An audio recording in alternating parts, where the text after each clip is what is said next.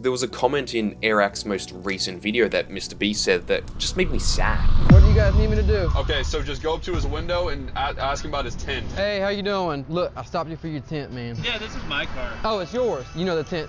Yes, the problem is when I lower it, people stalk me and take photos with me. Like, why can't these people, who are just ordinary individuals with just a talent in one particular area, why can't we treat them like such?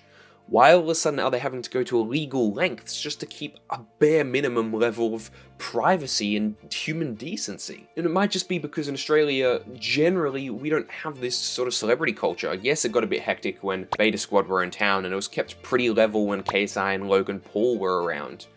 But we don't have those same, the paparazzi chasing down these celebrity, causing tragic accidents like you do in England, or just that constant zoo culture that there is in, Hollywood and LA. And part of that might be that we just don't have as many celebrities walking around, so it's not quite as lucrative for paparazzis to exist. But it's interesting to see the sort of differences that exist, that why in some cases are they treated like these people on this sort of fictitious pedestal, and why in a lot of cases they're just kind of grounded and down to earth. I mean, the amount of times that you'll just interact with famous Australian people that are famous in the Australian sphere, or even sometimes even the global sphere, and it's just like, it's nothing. I'm not necessarily going to give particular examples because it feels a bit of breaching that exact privacy. I'm not trying to put these people up. But people that you would know yourself, you're like, yeah, just ordinary individual who lives a suburb across from me, just living their life, doing their thing, great convo with them, and then, you can idolize what they do and respect their skill set.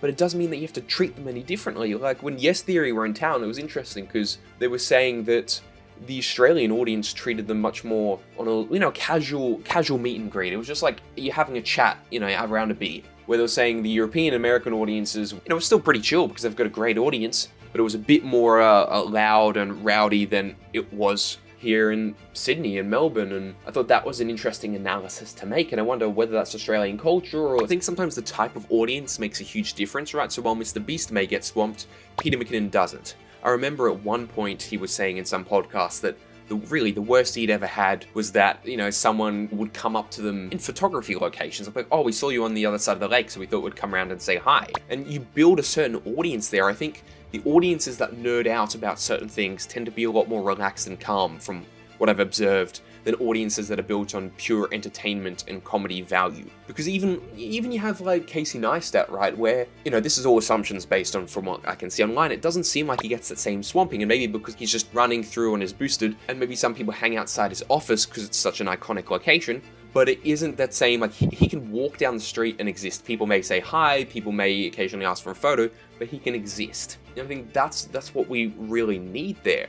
Not the sort of treatment that Mr. Beast receives, or, where people are having to go out with security. Like, let them live their lives. And sort of an example that, I can say now, is that when I was photographing the closing ceremony for World Pride here in Sydney, the smaller artists, everyone before, like, the top two headliners, are just hanging backstage, chilling, like, you're just standing right next, like, they're just being normal individuals. Yet the top two headliners, you didn't even get a glimpse of them until they were on stage. Like, I was trying to find my way around, see if I can get some good photographs of them just, vibing, being, not in their full presentation or performance.